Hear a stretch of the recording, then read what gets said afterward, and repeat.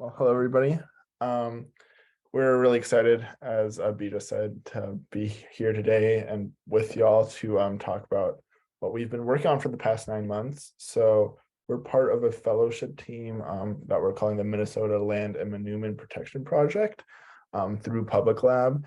And so basically, in a way, a quick way of summarizing this is we've been working on building resistance and helping communities be able to do their own research and create, again, their own resistance against two extractive projects, proposed extractive projects in northern Minnesota, one by Huber Engineered Woods and the other by Talon and Rio Tinto.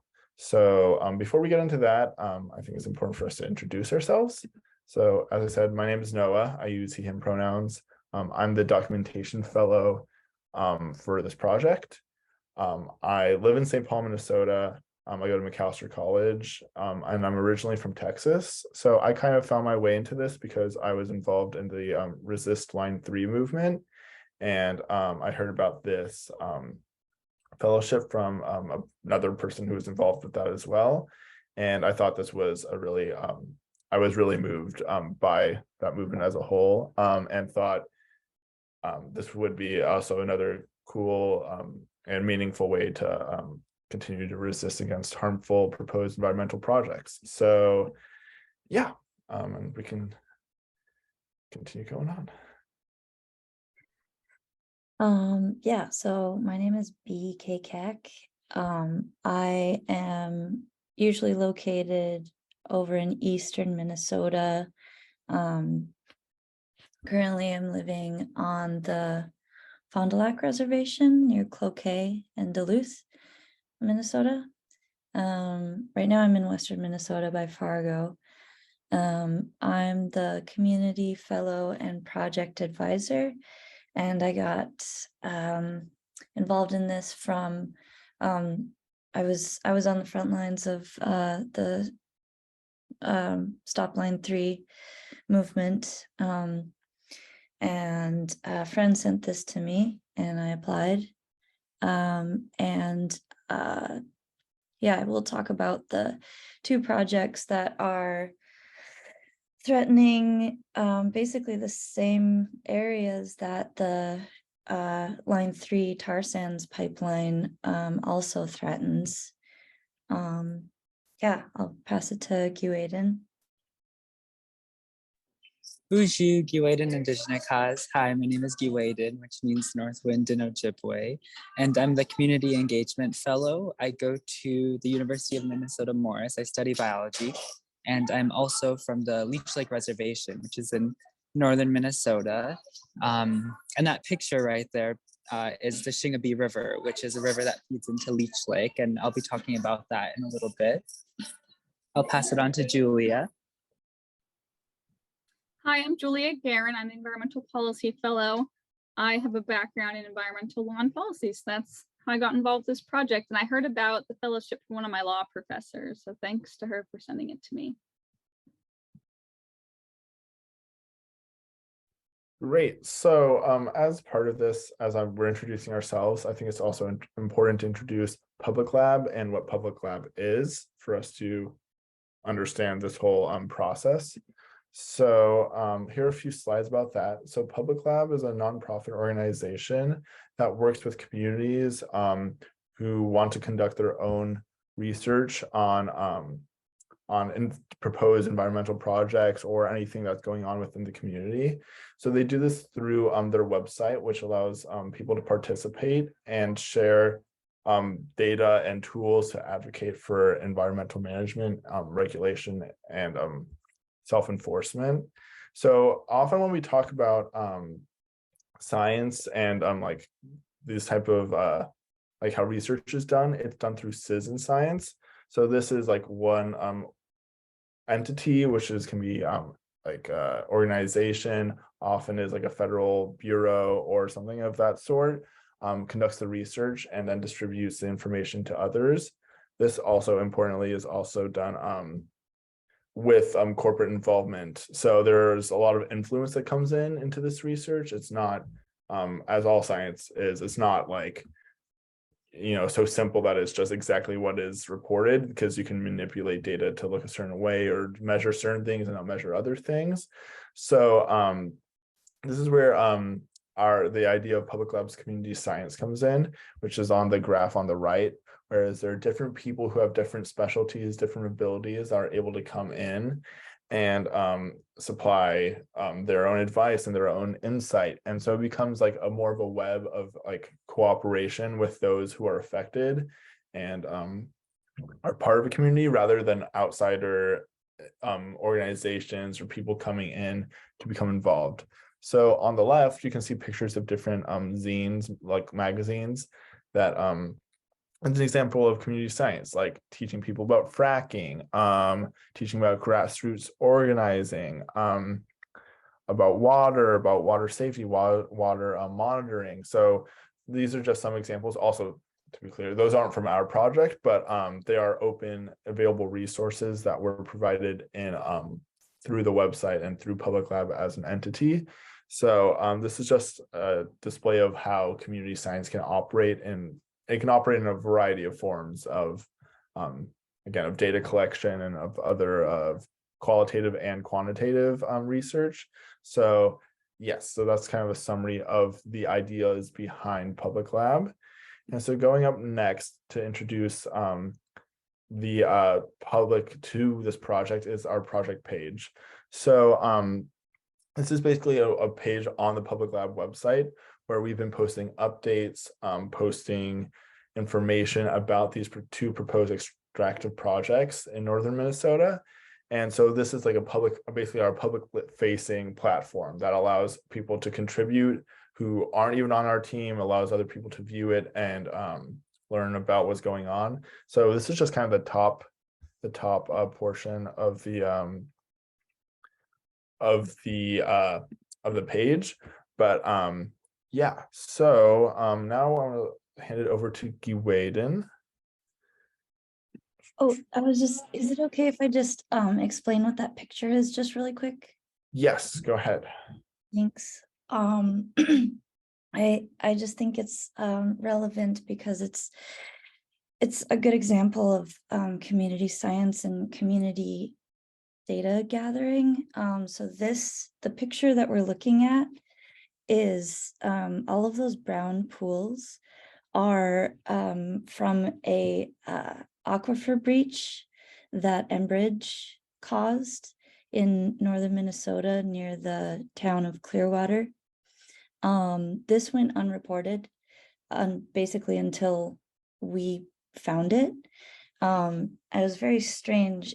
The group that I was with thought we found it on the drone, but then while we were flying the drone, we saw more water protectors who also had just found it.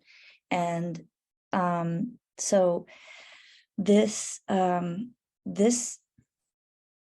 mess occurred in January 2021, wasn't reported until June 2021 to the DNR, and then wasn't really reported to the public until we started recording and making videos about it. And so I think this is just a really good example of why it's important that we have community members from the communities that are being affected doing the science and collecting the data, because I mean we have to be on the ground because we know especially here in northern Minnesota, that the state entities, they haven't been reliable in sharing any information, and that's that was the origin of Public Lab in general, is from the oil spill in the Gulf. The state entities, the government entities weren't, and the corporate entities weren't sharing the information with the communities who were being affected by that oil spill. So anyway, I just wanted to share that explanation of the photo. Sorry, and thank you, Giiwedin. Thank you. No, yeah, I was wondering about the I thought those were tailing ponds at first, but that's from the aquifer breach, the frack out. So, Yeah. but all of this is to protect the Manoomin or Manoomin. There's many different dialectal variations on how to speak Ojibwe-Moan, which is the language of the Anishinaabe people around the Great Lakes and in northern Minnesota, where wild rice is abundant. Wild rice is scientifically called Zizania palustris. That's the Western scientific name. And it's an aquatic grass, a perennial aquatic grass that grows in monotypic stands on lakes, rivers, and wetlands. And like I said, most abundantly in Minnesota, but wild rice is found other places as well, just not as abundant here, which is why it's so important that we resist these extractive projects, Talon Metals, Rio Tinto, and the Huber OSB factory or Huber Engineered Woods. And this is just a photo of flowering wild rice by Lori. Next slide, please. And here I have done a lot of wild rice monitoring over the summer and even into the fall because yeah, wild rice is a part of our community as well. Community engagement means involving with the human community, but also the non-human community, non-human species such as wild rice, which is a relative to the Ojibwe. And here are two lakes on Leech Lake Reservation, Gazagasquatchumekag in northern Minnesota that are abundant with rice. The one on the left is Boy Lake, and that's a specimen that I took out, well, a relative that I took out of the water and is currently on my car dash, sitting alongside my braid of sweetgrass, which I call my car insurance because it's supposed to attract sweet things and good things, even though I do have car insurance. But I just wanted to set that stalk of wild rice on my car dash to accompany the sweetgrass braid. And then this photo on the right is from White Oak Lake, which you'll see us walking around in a video later that we took for our first BioBlitz and community gathering against Huber OSB factory. But I paddled out to the middle of the lake, and it was on the north side of the lake that this wild rice monotypic stand was. Next slide, please. And then these two photos are in two different places. The one on the left is Shingabee River in Minnesota, and Shingabee River feeds into Leech Lake, which is where we get Leech Lake Reservation from, the name for Leech Lake Reservation. It's one of the bigger lakes in northern Minnesota. But I was driving past one day, and this was all really fun. This is like one of my favorite parts of this fellowship is like driving around northern Minnesota and just being able to go and visit the rice, the Manoomin.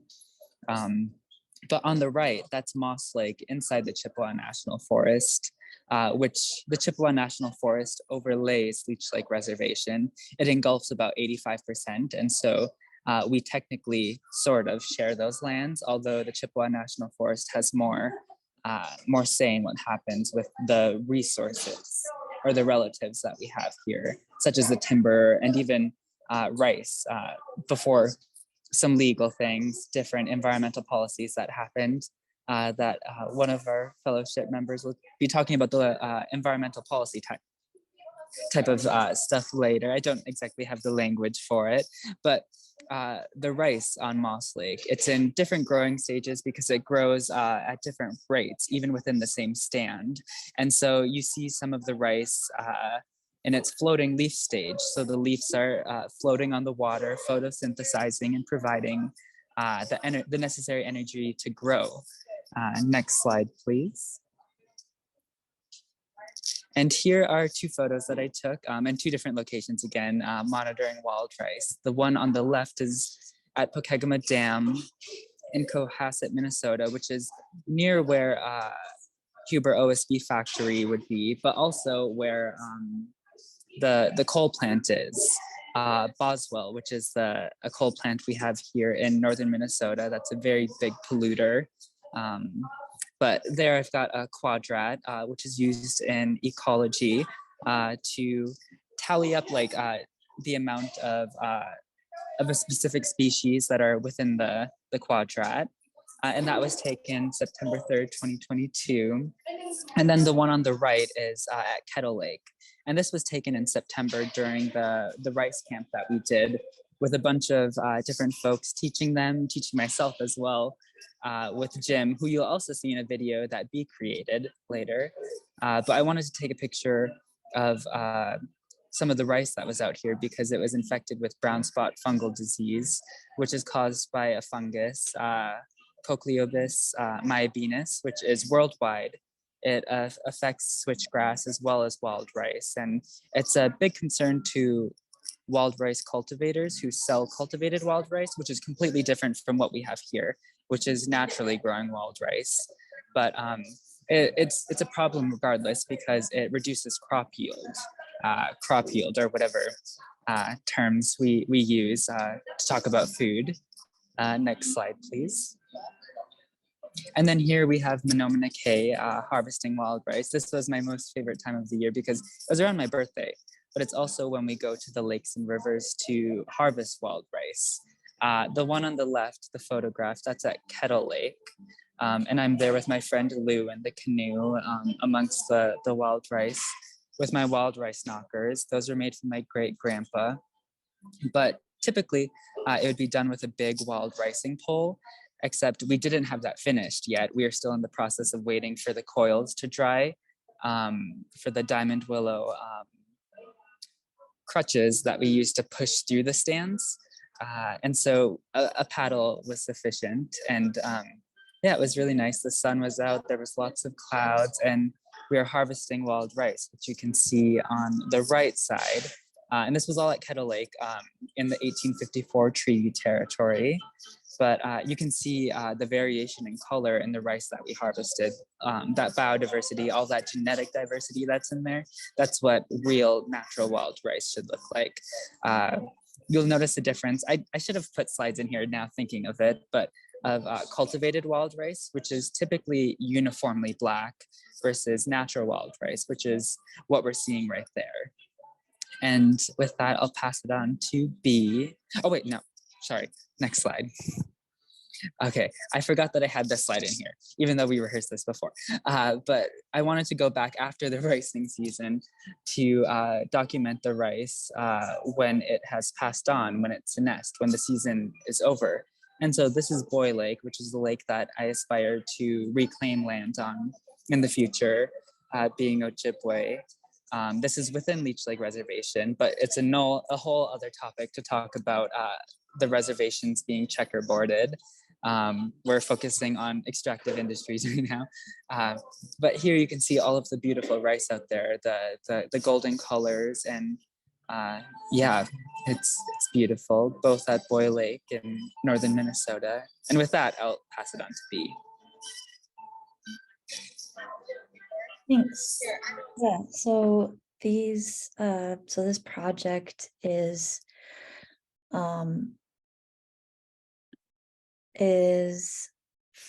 to protect the wild rice, the Manoomin, and so the threats to the Manoomin are the Huber OSB factory, like we said, and so OSB is oriented strand board. So you'd see that on construction sites. It's used to build anything. It's like plywood, but it's like shredded up wood, and it's all held together with glue. And I mean, the working conditions are really unsafe because of the toxic chemicals in the glue. And this project, they propose to take trees from 100-mile radius of where the factory is proposed to be, which is in Cohasset, Minnesota. That's a town right outside of Grand Rapids, but also it's 1 mile away from the Leech Lake Reservation border. And there's been no tribal consultation from the Huber Engineering. They also want to fill in wetlands to build their factory next to the Boswell power plant. And if they built their factory there, it would extend the life of the coal plant.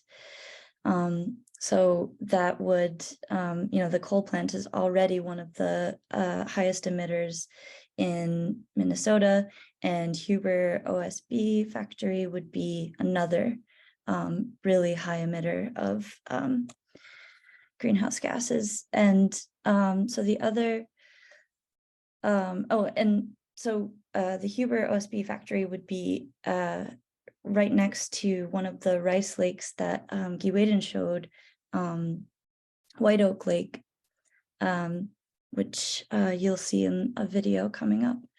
And then there's the Talon Rio Tinto mine. So there, the proposed mine is it's just outside the town of Tamarack, Minnesota, which is in Aitkin County, on 210 if you're in Minnesota. And the ore body is in two different watersheds. And there isn't really any data, baseline data, about the hydrology of the area. So they want to put an underground mine in this wetland, and they predict that I think it's 2.6 million gallons will have to be removed from the mine every day. And we're wondering, where will they put it? They haven't developed their EIS yet, or really much of a plan at all. Yet they're getting all sorts of funding. They've got no permits yet. They are doing core samples, and so they are drilling 24/7. They say they've drilled 400 cores over the last 20 years.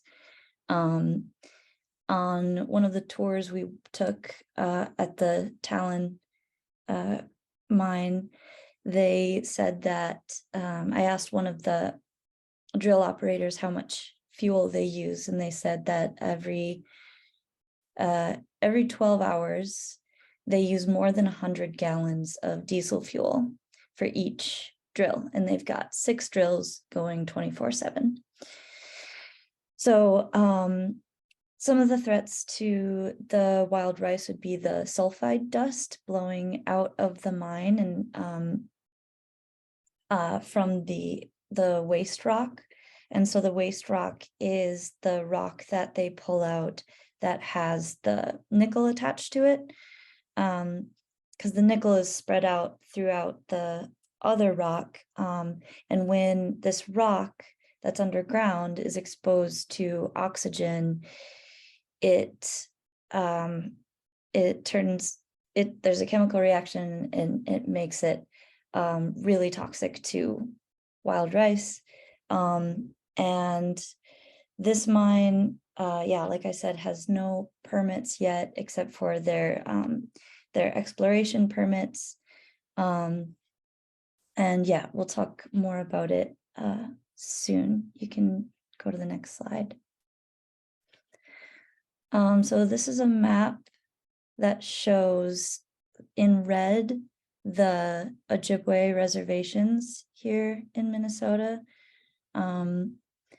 And so Leech Lake is the one that we've been talking about, and you can see in the center of this circle, the 2 concentric circles, is that star, which is representing the proposed site for the Huber OSB factory.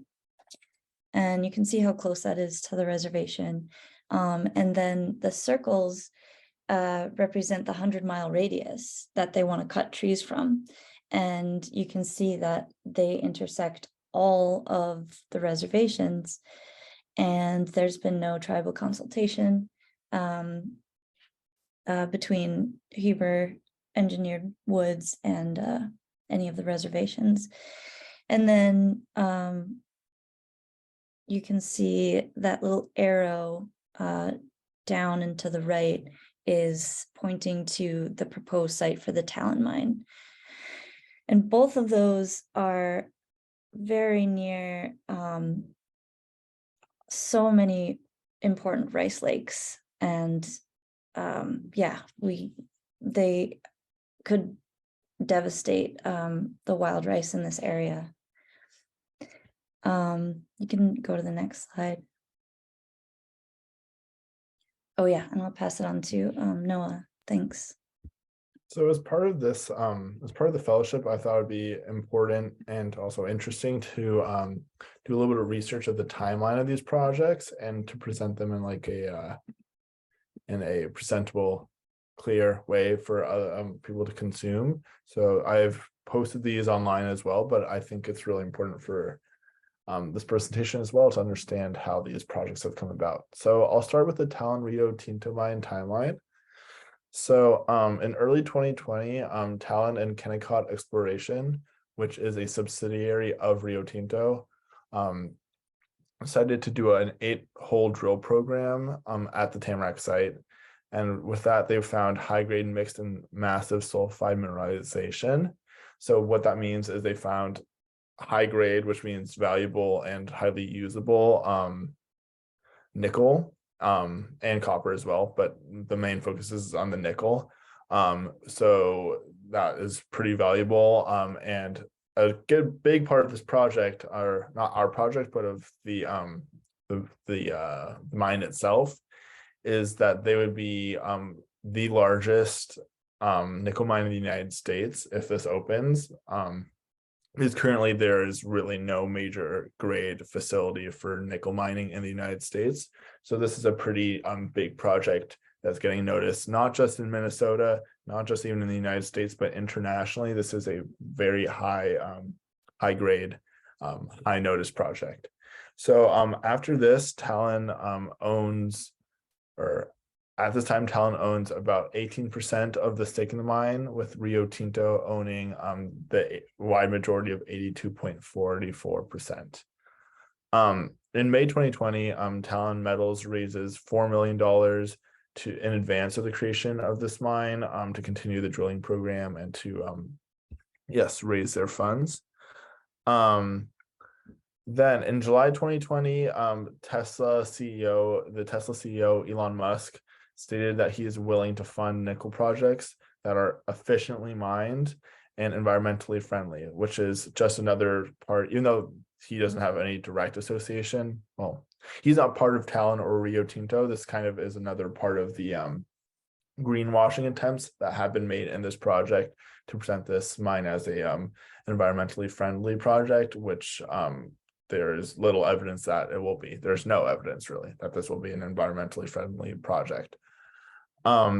So in response, Talon CEO stated that he was motivated to become one of Tesla's nickel suppliers because Tesla, again, was really looking to scale up nickel purchases as they've been trying to introduce more of their electric vehicles into the production line, which they need nickel for the batteries. So then a year later, throughout this year, they continued drilling and looking and examining the grade of the nickel. 3 executives of Rio Tinto, Todd Milan, Brian Goldner, and Dean Rossell, joined the Talon team. So this importantly shows that these are in essence like very directly connected entities, because Talon's not a huge corporation, but Rio Tinto is as a multinational mining organization. So this kind of shows that at its core, both of these companies are deeply intertwined with one another, and it's not really like a separatable project between the two. So then in August 2021, Indigenous groups, environmentalists, landowners, and elected officials met to discuss concerns over the potential effects of the mine. Excuse me, sorry. This is just a like a community meeting type event, but this hadn't really happened before. And so then the next month in September, Talon announces record grades from extracts of the mine. So this means that the nickel and copper is even higher quality than they previously found, which means it's even more profitable. So within a few days later of that, Talon gained a 51% ownership of the mine, which makes them the majority owners and operators. And this makes sense considering that this finding was a very big deal for them, that they wanted to gain more ownership of the mine. So in October 2021, Rio Tinto and Talon announced the inclusion of a carbon capture system. So what this means is that any carbon that's released, and this is a theoretical, a very experimental still technology, that any carbon released will be captured by the system and then reinserted into the ground. So again, this is another example of greenwashing attempts being made by Talon and Rio Tinto to show that they're an environmentally friendly corporation. So then in January 2022, Tesla and Talon Metals agree on a deal for Talon to supply 75,000 metric tons of nickel for Tesla vehicles over, I think, like a decade span around. It was a long span. So this would make up half of the mine's production, and this would also make up a pretty big percent of Tesla's nickel. So for both companies, this has become a very vital partnership that they're pushing forward to make this sure that this mine is created or operational. So then in February of 2022, the U.S. Department of Energy awarded Rio Tinto with $2 million for the testing of the carbon capture system, again showing the linkage between the federal government and the corporations trying to open up the mine. So that shows they have state backing, they have federal backing, and obviously strong financial backing as well. So I think that is a pretty essential part of this. And then in April of 2022, Talon purchased 3 more rigs to conduct exploration of metals outside of the main area. This is because of the high grade of quality of the metal that they found. They decided that it was worthwhile to expand mining to try and see if there was elsewhere, which I believe they did find other valuable ore outside of their initial exploration area. And since then, this hasn't been updated in a few months, but that they've introduced even more rigs to find nickel and to test cores, and are continuing to expand into these additional exploration areas. So moving on to the Huber mill, this one has a little bit of a shorter timeline. It's a more recent project as well. So in June of 2021, the project is announced, and Huber Engineered Woods announces a $440 million project in Cohasset, Minnesota. So as part of this, the Minnesota state government loans $20 million to Huber for the project and exempts them from a thorough environmental impact statement. And the Iron Range Resources and Rehabilitation Board loans Huber $15 million. So $35 million are loaned to Huber by the state. So this is a pretty sizable financing done by the state, again showing that they're connected. And this isn't even, there are even more financial perks, like for each strand of, or each piece of particle board created, they were getting paid a few cents, or the plan is for them to get paid a few cents. So there's a really strong state funding of this factory. So in September 2021, Huber says their EAW, which is an environmentalist and environmental inclusive. It doesn't do as much research. Sorry, my connection's a little unstable. It doesn't do as much. It's not as in depth as an EIS, which is a cause of concern because this is quite a huge project that's being proposed. So it would be important for them to get as much data collected as possible. So in November 2021, a city council meeting is held to discuss the community concerns, and public comment was scheduled for a second meeting, but instead the meeting lasted 3 minutes with no time given for comments. So this just shows that they, again, at the state level, at the municipal level, they are not taking any legitimate efforts to actually hear of what issues people might have with this project. So in September 2021, Huber says their EAW, which is an environmentalist and environmental inclusive. It doesn't do as much research. It's not as in depth as an EIS, which is a cause of concern because this is quite a huge project that's being proposed. So it would be important for them to get as much data collected as possible. So in 2021, a city council meeting is held to discuss the community concerns, and public comment was scheduled for a second meeting, but instead the meeting lasted 3 minutes with no time given for comments. So this just shows that they, again, at the state level, at the municipal level, they are not taking any So in January 2022, Huber submitted a revised EAW because there were some issues in the first one, which led it to be, I think, denied temporarily. But it in this one, it offers changes to the carbon footprint of the factory and to produce more data for environmental impacts or potential environmental impacts, which sounds good and in some ways is somewhat of a good thing, but it's still a really inadequate amount of information being provided for what they're proposing. In March of 2022, the Cohasset City Council approves the plans for the OSB factory with very little community, near none community input onto this project. And then April of 2022, the Leech Lake Band of Ojibwe filed an appeal challenging the approval of this factory. So they disputed the idea that this would not have a significant impact on the environment and suggest that an environmental impact statement should be done. And then in June of 2022, Huber had their wetland filling permit delayed because the U.S. Army Corps of Engineers found that they didn't do a sufficient job of explaining why they would need to fill wetlands instead of relocating the facility elsewhere. As of last month, then this led to their wetland filling permit to be denied. But they've already gone ahead and reapplied for one. So this was a really minor step back, to be honest. But that is like kind of the current status of both of these projects, is kind of a work in progress. Yeah.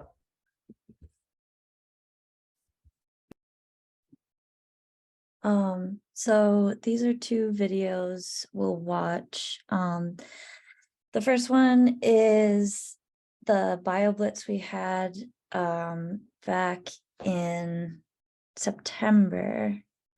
And so for the BioBlitz, we were going to just collect species data with the phone app iNaturalist. So what you do is you just take a picture of a plant or an animal or fungus or whatever, and you can name it if you already know what it is, or you can there's a really awesome database. This is another, the iNaturalist app is another really good example of community science. Because users of the app just submit their data, and everybody you can look at other people's species and suggest names for them, identifications for them. And anyway, so it's a good way to identify different species, and then log what species you've seen. And so Jim Northrup, he joined us, and so we ended up doing a lot of searching in the woods for black diamond willow, which we'll see and learn about. And black diamond willow, like Jim says, they automatically make crutches, and the crutches are what go on the ends of the poles used to push the canoes when you're harvesting wild rice. So yeah, in this video, we'll see the Giiwedin collect a crutch.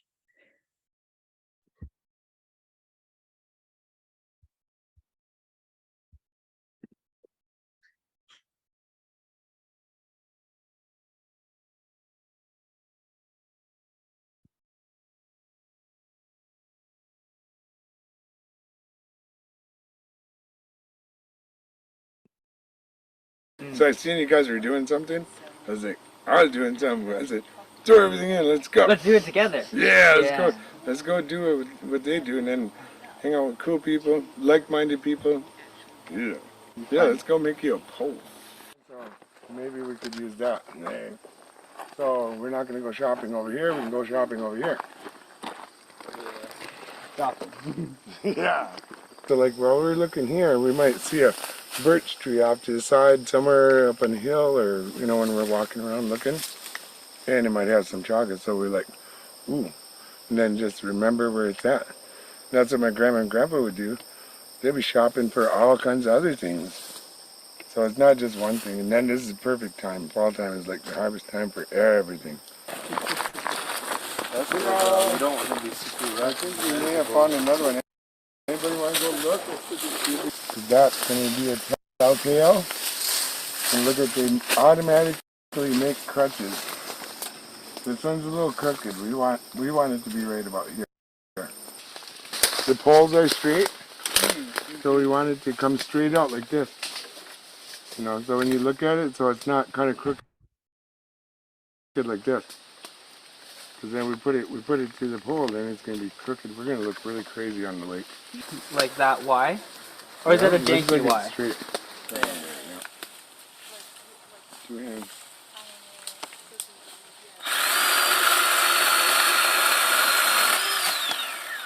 So that was the first Y, my first Y. Yeah. Giiwedin. You can put your Tobacco. same right, probably by the living ones right here. Whoa, what is that? And it's one of your crutches. Oh, that's one of my slingshots for when I take deer down. This is this great big monster. Ooh, look at After we Kendall. clean them up. Yeah, don't eat that. Ooh, let's see. Let's eye-net it. Our first eye-net Okay, of here, the day. here. Here. Here, got it. You said don't eat it? Jesus. I said, oh, don't eat that. Jesus. These are all empty. So, wild rice has xylem and phloem. Oh, wow. It's a vascular plant. Oh, yeah. Those are the... Yes, Yeah. I would agree. Dried duckweed. Oh, cool. And it feels nice to walk out here with my feet. Yeah. It's like... Spongy. Are there white oaks around here? Yeah. Do you know what white oaks are? Well, I know somebody that might have the app. Yeah. It's all community science. That's why it's important to eye-net species that you already know. That was really cool. This is a great knife, Jim. Yeah, Wow. it took a little bit of work, but I got it there.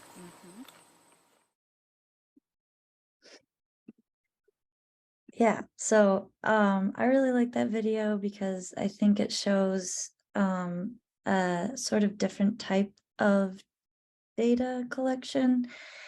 I mean, I think that it's really important to recognize that you know, people have relationships with the land in all sorts of ways, and I mean that alone I think is good data to present to these entities that are threatening you know, people's abilities to you know, have that relationship with the land that they've always had.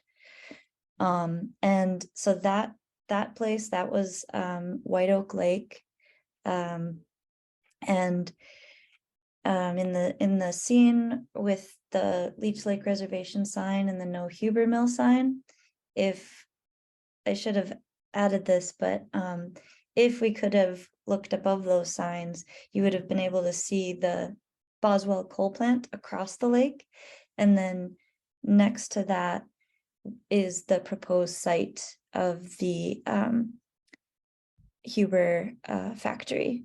So yeah, one thing I didn't mention is that there's one underground nickel mine in the US, and it's the Eagle Mine in the Upper Peninsula of Michigan. And Talon Metals, the folks at Talon Metals always refer to that mine in a good way, as an example of how low impact you know, this proposed mine will be, but it has an enormous footprint.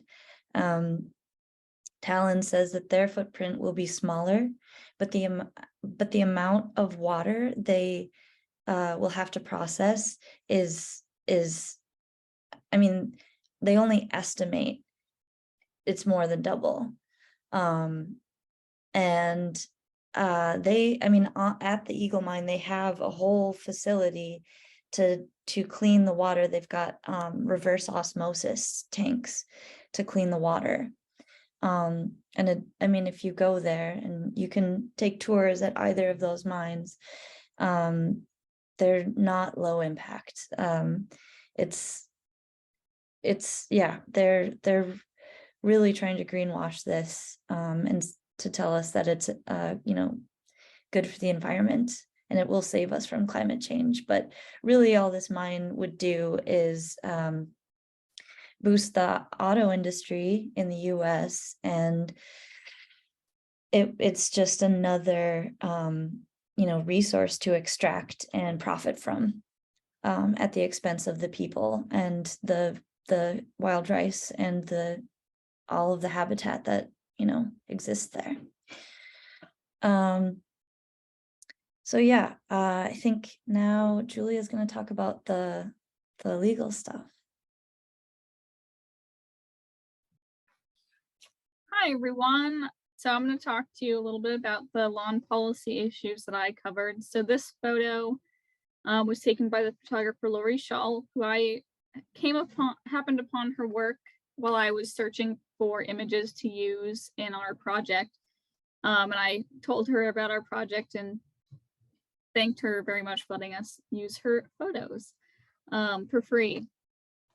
She also accepts donations though, if you'd like to support her. So this is a road sign in Minnesota that's a boundary of the 1854 treaty boundary, which I'll explain more about. So you can go ahead, Noah.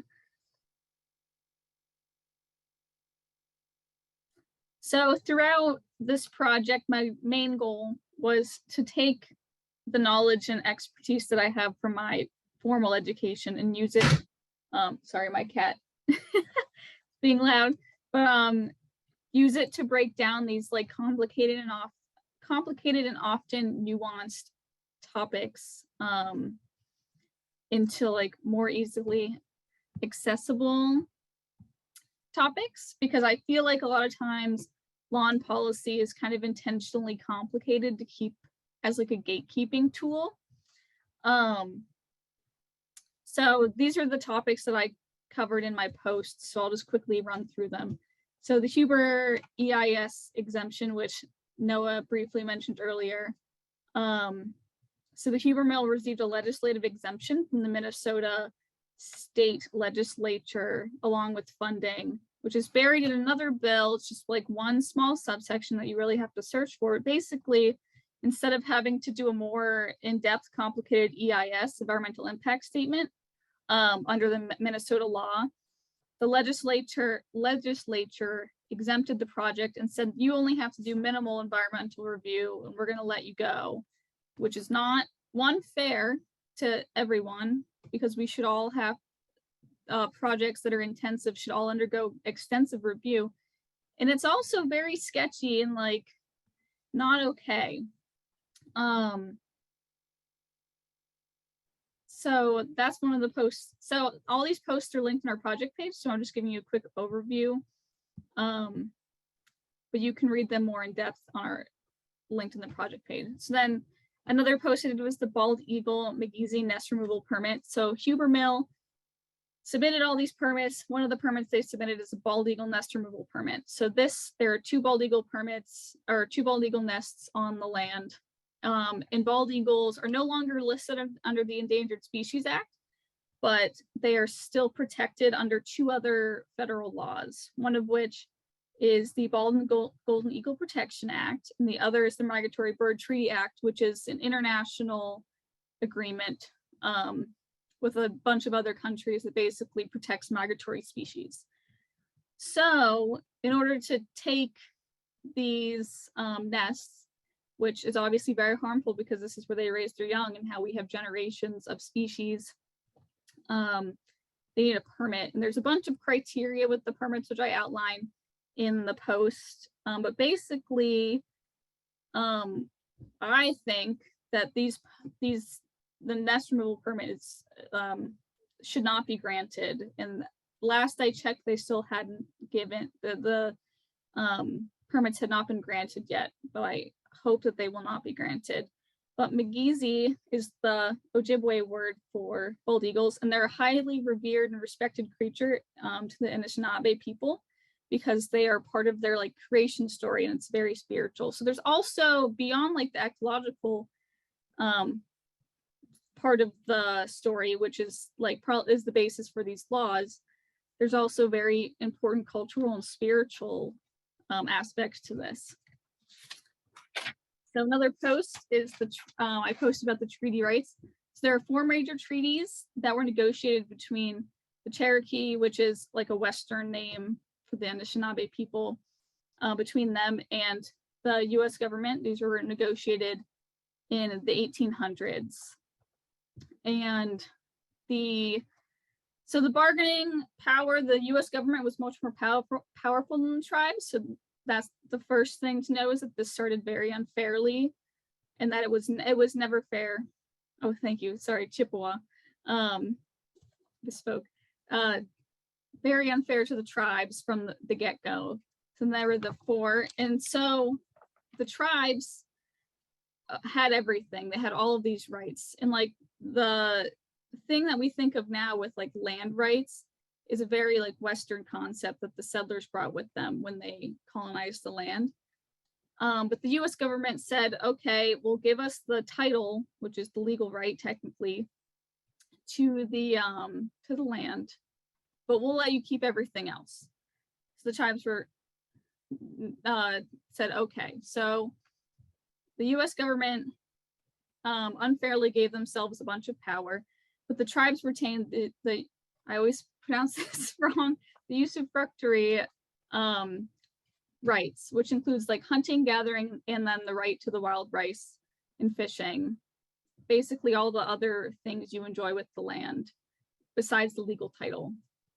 So in 1999, the US Supreme Court had a case because it was challenged whether or not these treaties were still valid, and the US Supreme Court upheld the treaties, said, we're still following them, you have to still follow them. So they're still in power, like these treaties still matter. So these extraction projects can't just disregard these treaties, they have to pay attention to them, and they have duties to the tribes that have been in existence for hundreds of years. So then the other post, that free, prior, informed consent, which is a principle of international law, that basically says the governments have to consider the indigenous people of the land, and they can't just plow over them and make decisions without consulting them.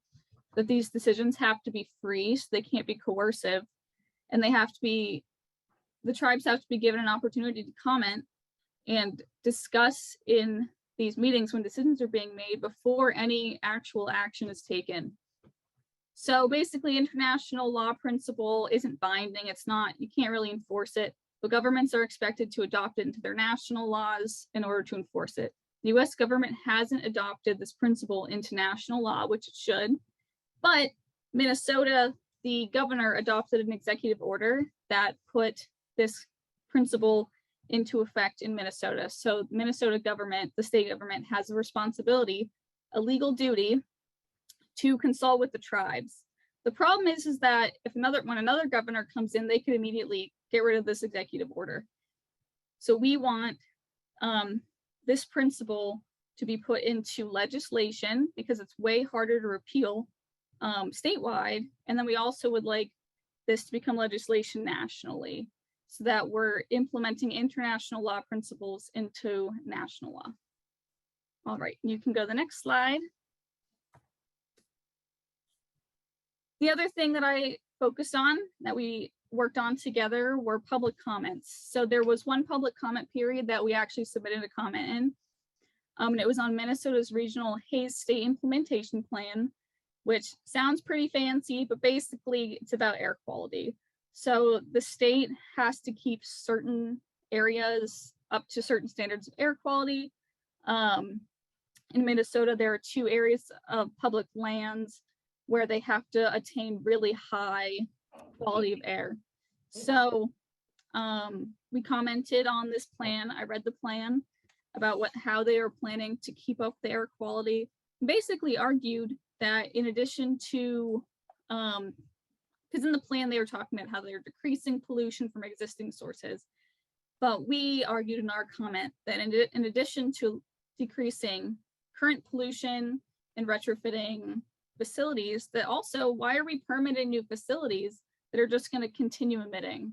So that was the gist of our comment, and it was really cool to be able to comment on a public plan, and that let us have our voice heard in that comment period. So then I also drafted just like a general public comment that addresses both of the projects, and also implemented the post that I did into a comment which is available on our project page.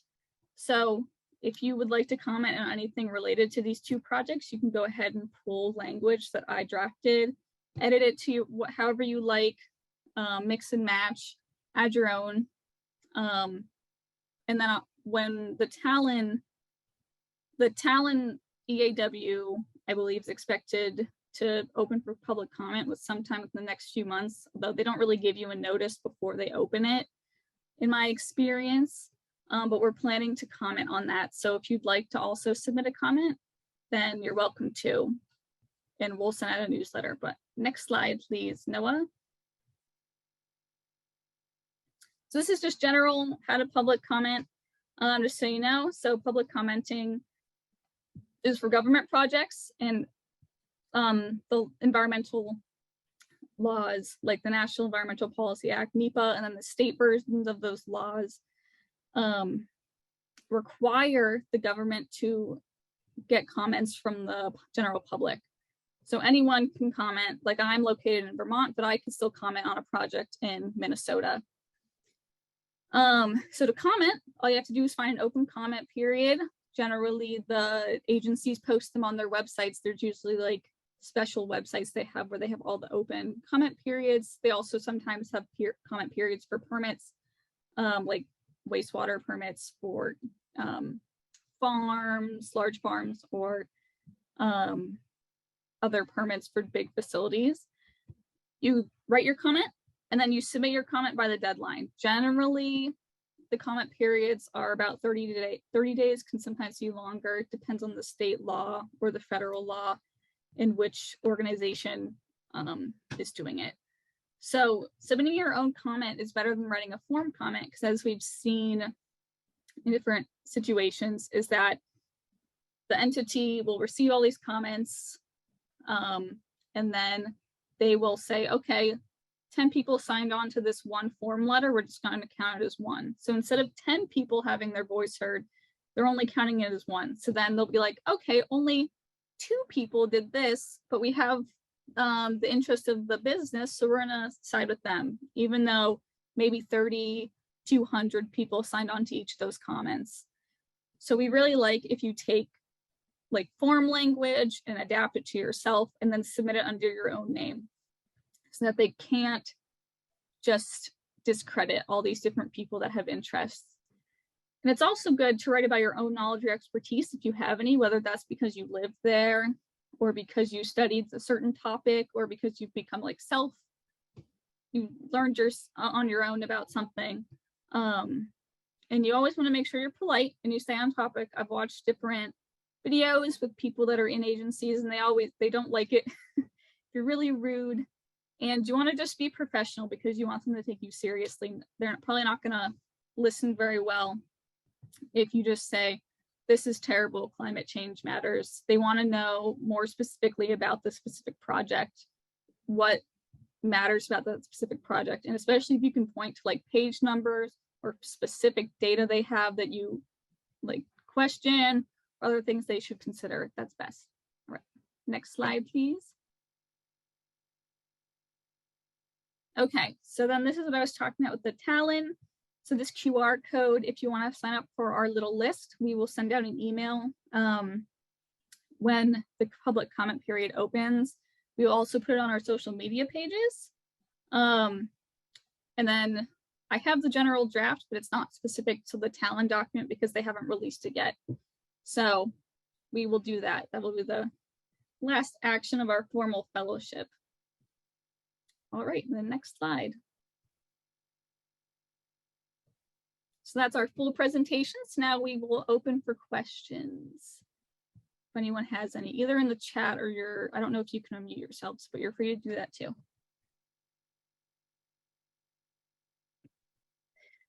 And I'm going to put in the chat 2 other resources. One is the Tamarack Water Alliance, which is a local group who oppose the proposed Talon mine. And then the other is Honor the Earth, and they have a lot of information about the Huber Mill.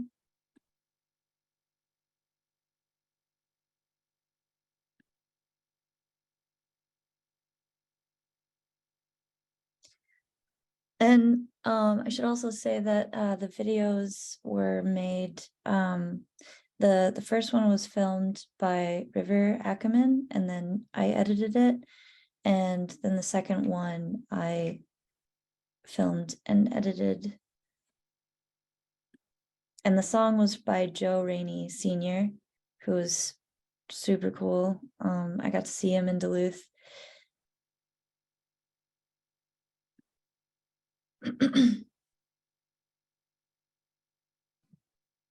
Does the tribe, so our first question is from Patrick, does the tribe have to have a pre-existing use for it to be usufructuary? I don't think so. So the treaties aren't very specific, they're vague. But the tribes did have pre-existing uses. So I guess it's kind of yes, the treaties are very specific, and I have their language linked in the in my post too, if you'd like to read them.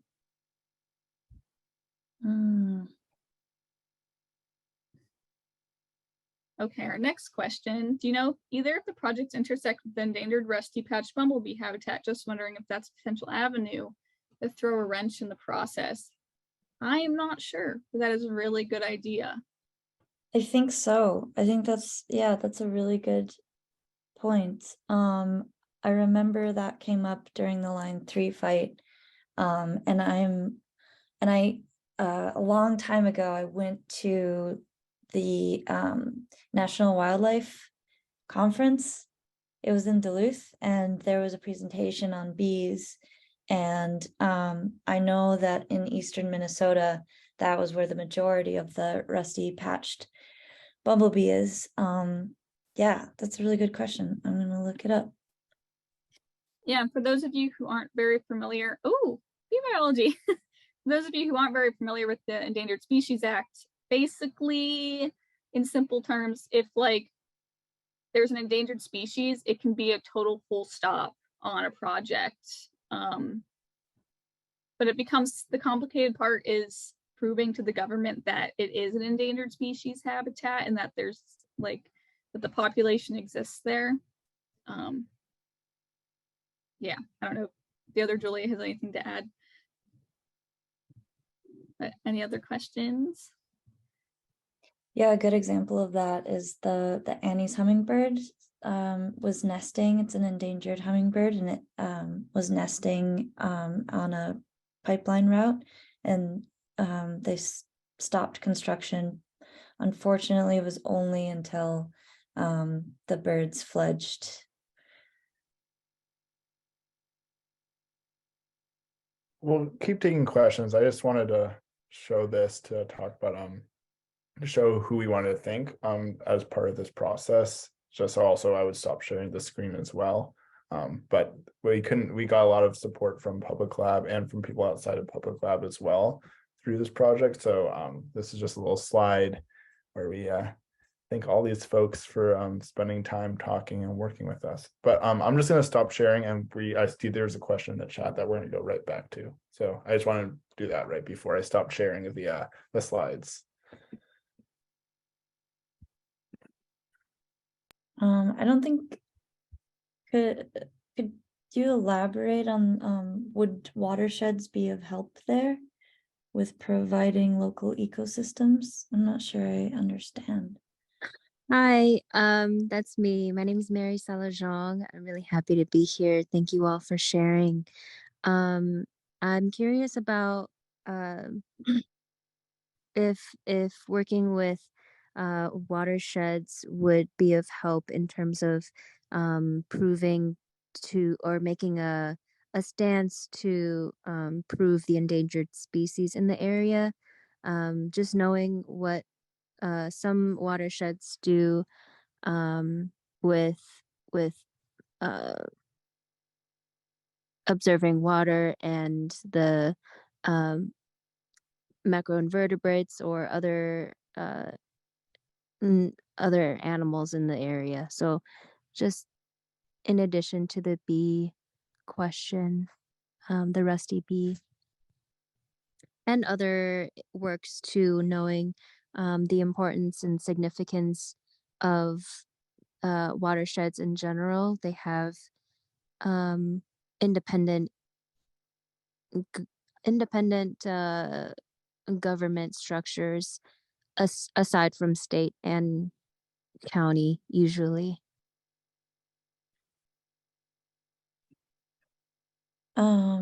As far as I know, in Minnesota, are you in Minnesota? I am St. Paul. Oh, nice. Yeah, I guess you probably know way more than I do. I guess I thought that the DNR had like a person in charge of every watershed.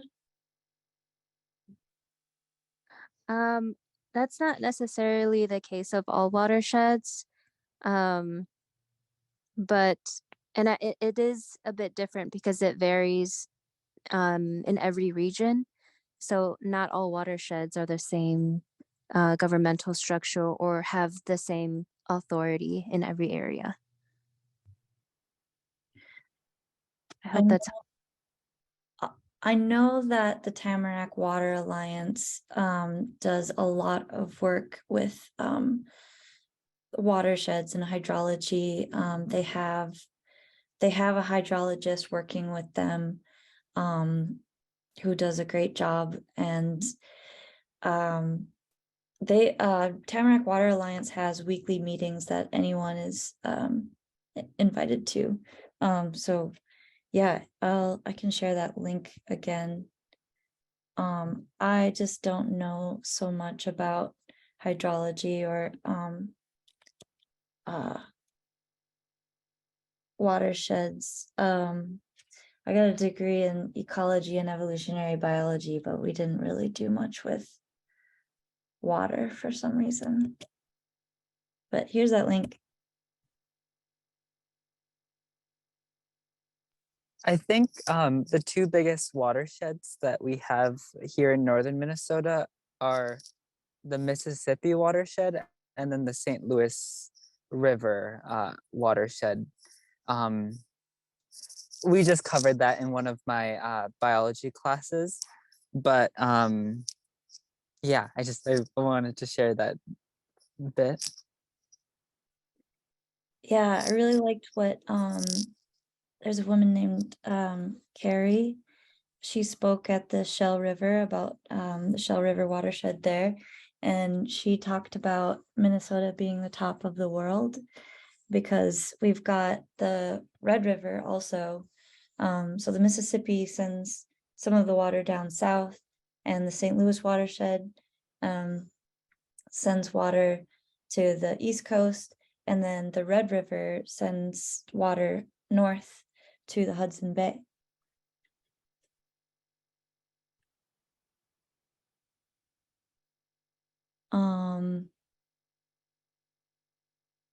Julia, do you want to talk about the Grace's question?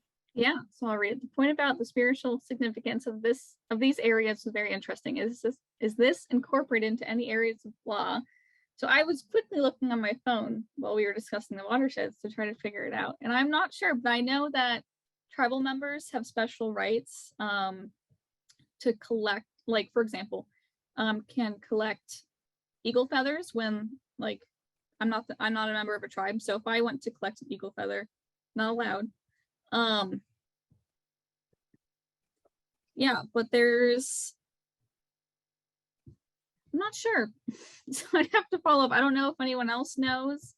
I know one of my friends who also is knowledgeable in Native American laws on here if he wants to chime in at all, but I'm not sure, but it should be.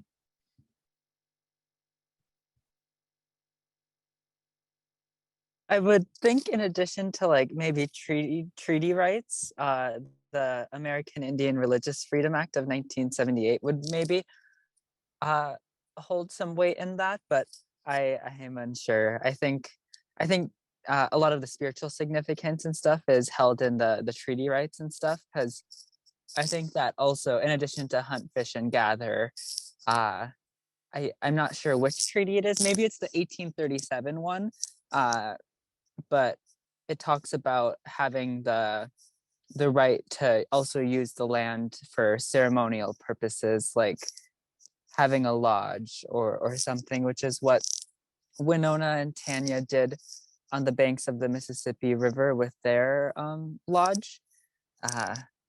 Yeah. Yeah, but I think in the future, we should look toward like try to develop more of an understanding of like the interconnectedness of spirituality and of like the natural world, because it seems like they're kind of separated with like the religious freedom from like the natural rights, and they really aren't in practice. But like, yeah.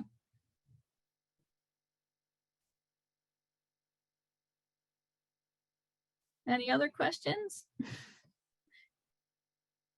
before we wrap up?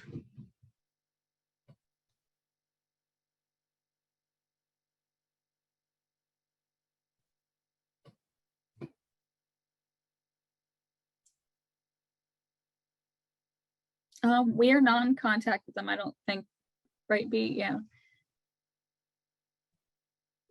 Yeah, so link would be good. Yeah. Thank you. Yeah. Thanks for coming, everybody. Yeah, thank Miigwech, you. everyone. Yeah, it means a lot to see all y'all come through. I'm glad. I hope that y'all took from this, and obviously, like our fellowship part is kind of coming to an end, but the like fight against these like extractive industries and projects is really just beginning in some ways, as they get closer to being approved.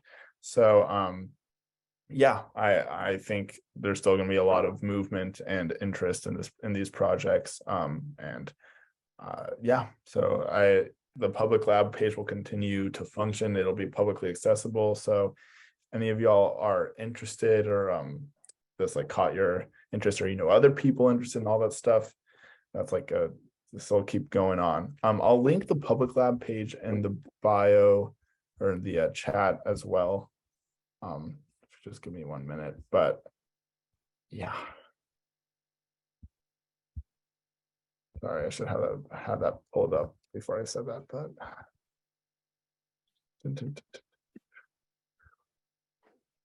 Yeah, thank you. Bye, everyone. Thanks. bye. Yeah. Thanks. And there will be a recording that will be posted on Public Lab's YouTube, which we will update the event for this project and put it in that post, the link, once it's live. Yeah, thanks for coming. Thanks, everyone. Bye. Giiwedin. See ya. Thank you. Thank you, y'all. Bye, thanks.